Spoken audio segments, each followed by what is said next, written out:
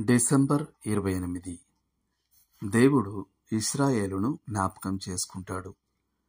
దేవుడు ఇశ్రాయేలు విషయంలో తన రాజ్య ప్రణాళిక విడిచిపెట్టాడా? అదేమీ లేదు.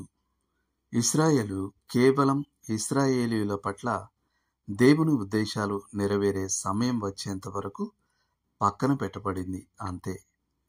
ఈనాడు రక్షింపబడిన అన్యులు క్రీస్తులో వారు కలిగి ఉన్న ఐశ్వర్యాన్ని బట్టి ఇశ్రాయేలును ఈర్ష్యపడేలా రెచ్చగొడుతున్నారు. ఈరోజు ఇశ్రాయేలు ఆధ్యాత్మికంగా సమస్తం కోల్పోయిన స్థితిలో ఉంది. అదే సమయంలో క్రైస్తవులేమో క్రీస్తులో సమస్త ఆధ్యాత్మిక ఆశీర్వాదాలు కలిగి ఉన్నారు. అయితే ఓ రక్షింపబడని యూదుడు ఒకవేళ సగటు సంఘారాధనను దర్శిస్తే అతడు ఈర్ష్యపడేలా రెచ్చగొట్టబడి మనం కలిగున్నది తాను కలిగి ఉంటే ఎంత బాగుండు అనుకుంటాడా?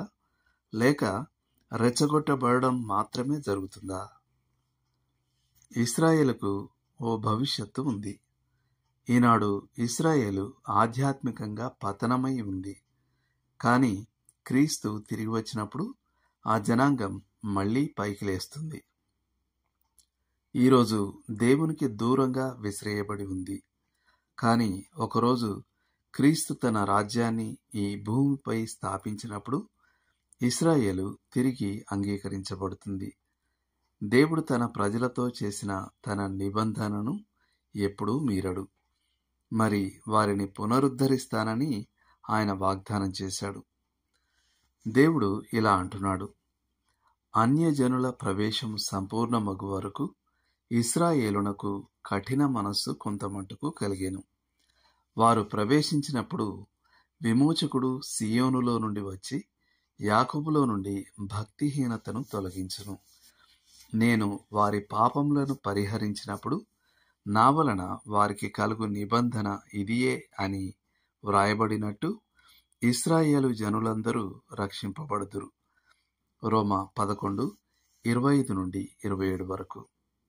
ఇతర లేఖనాలు: ఇర్మియా 31:31-34 వరకు. రోమా 10. చేయాల్సిన పని: దేవుడు ఇశ్రాయేలు ఎడల జరిగిస్తున్న దానిని మీరు స్పష్టంగా అర్థం చేసుకోవడానికి సహాయపడమని, మరియు ఓ యూదునికి మెస్సియా అయిన క్రీస్తును గూర్చి చెప్పే అవకాశం ఇమ్మని దేవుణ్ణి వేడుకోండి. దేవుడు మిమ్మును దీవించునుగాక. ఆమెన్.